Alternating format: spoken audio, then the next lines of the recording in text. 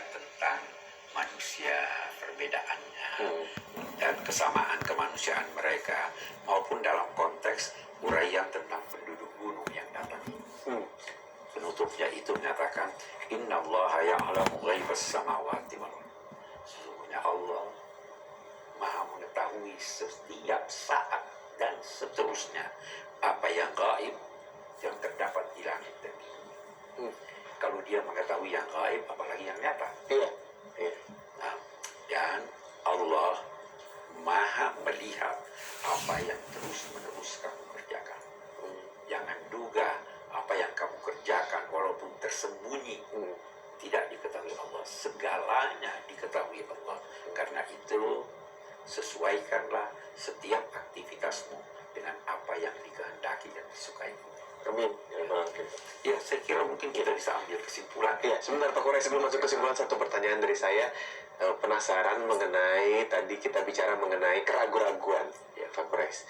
Apabila kita masih memiliki keraguan-raguan, lalu tiba-tiba kita mendapatkan keyakinan, jawaban dari keraguan-raguan tersebut, besok ragu-ragu lagi, apakah berarti keimanan kita berkurang lagi?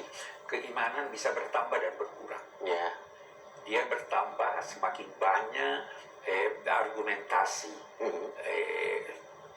nalar, argumentasi akliyah, semakin banyak pengalaman baik, semakin bertambah keimanan. Iya. Sebaliknya juga itu. Semakin dekat orang pada setan, semakin dekat orang pada keburukan, semakin terkikis iman. Nah, jadi kalau berkurang, Anda rasa berkurang, pasti faktor negatif ini yang menyertai. Iya. Tindakan buruk, keluar dari jalan Allah, teman-teman buruk. Tetapi kalau makin berkuat, makin kuat, itu ada faktor positif yang menjadikan dia semakin kuat. Nah, jadi bisa ada orang yang hari ini imannya begitu kuat, besok dia sudah murtad. Karena faktor luar. Ada juga orang yang hari ini mungkin dia bergelimang dosa, tiba-tiba dia mendapat. Tapi bisa balik lagi. Bisa balik lagi, karena itu pelihara diri. Jauhkan diri dari virus. Jauhkan diri. Ya kan?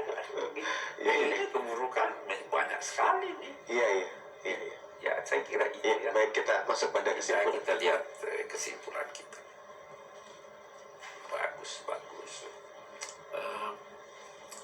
Semua manusia sama dari segi kemanusiaan. Jenis kelamin, suku, ras, dan keturunan bukan faktor pembeda kemanusiaan. Yang membedakan mereka di sisi Allah hanyalah ketakwaan dan pengabdian kepadanya yang tercermin dengan jelas pada budi pekertinya. Yang kedua, tujuan perbedaan adalah untuk saling mengenal dalam rangka bantu-membantu dan saling melengkapi. Karena itu, semakin kuat pengenalan satu pihak kepada selainnya, semakin terbuka peluang untuk saling memberi manfaat.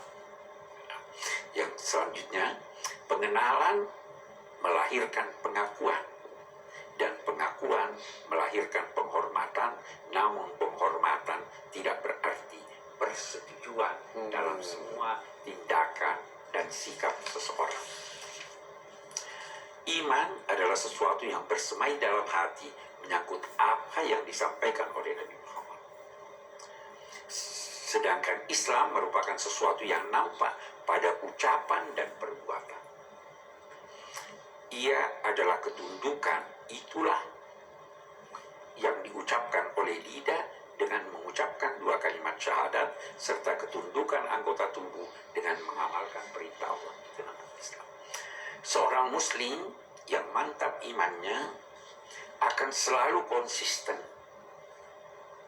tidak dipengaruhi oleh rayuan dan godaan, betapapun berlanjut masa yang berkepanjangan dari keimanan mereka. Ini tadi yang Anda tanyakan. So, dia akan konsisten ini, tapi kalau itu bisa terpengaruh. Yang memiliki wewenang penuh menyangkut siksa dan ganjaran hanya Allah Subhanahu wa Ta'ala semata. Rasul pun tidak berwewenang. Karena itu tadi kita katakan bahwa dia yang mengurangi, tidak mengurangi. Hanya Allah Subhanahu wa Hanya Ta'ala. Allah. Hakikat nikmat yang dapat disebut sebagai jasa adalah keimanan yang merupakan kunci kebahagiaan dunia dan akhirat. Bukannya keislaman yang hanya mempunyai manfaat formal. Dia kan saya datang, ini manfaat formal. Tapi hakikat yang sebenarnya itu adalah iman yang melahirkan amal.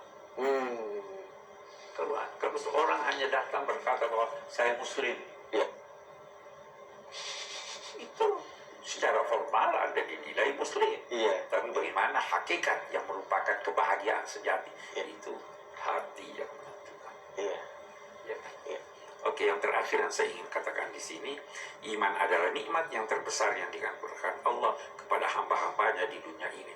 Dengan iman, wujud manusia menjadi sangat luas sehingga dia mampu keluar dari lingkungan dirinya sendiri menuju samudra wujud yang biasa. Orang yang percaya itu, kalau Anda tidak percaya ada malaikat di kiri dan kanan, pandangan Anda terbatas.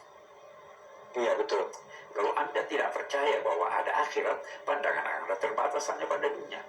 Oh. Itu seperti binatang, wawasannya sangat sempit. Kalau Anda tidak percaya bahwa ada malaikat yang selalu bersama Anda ketika Anda sendirian, Anda kesepian.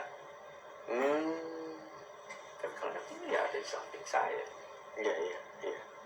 Jadi iman memperluas wawasan dan memelihara kita. Karena saya percaya ada Allah dan Allah melihat saya. Begitu saya bingung, saya kembali kepadanya. Iya. Begitu saya takut, saya kembali kepadanya. Iya, iya. Jadi kita terjaga betul di Dan dunia ini. terdorong, wawasan kita akan menjadi sangat luas dengan iman. Dan hanya manusia yang seperti itu dalam yang hidup di permukaan bumi. Binatang tidak, tumbuhan tidak. Iya. Kita yang luas. Makanya dikatakan bisa keluar dari diri kita Kita keluar dari diri kita dengan sendiri. keimanan ini. Kita keluar. Kita keluar dari lingkungan kita. Kalau Anda hanya berada di sini, Anda hanya lihat tembok-tembok, alat-alat dan sebagainya. Betul. Tetapi kalau Anda beriman, Anda tahu bahwa di balik ini ada yang lain. Di balik hidup Di dalam hidup nyata ini ada yang lain. Ada yang lain. Sehingga saya harus memperhitungkan itu. Satu contoh di kalangan ini. Kalau Anda percaya ada malaikat yang lihat Anda, kira-kira Anda mau melakukan sesuatu yang buruk? tidak. Boleh jadi ketika Anda melakukan sesuatu yang buruk, Anda terus dia ada nih, dia lihat saya malu. Iya. Jadi itu apalagi Allah melihat saya. Anda punya kegiatan akan sangat ditentukan oleh keyakinan Anda tentang siapa yang berada di lingkungan Anda.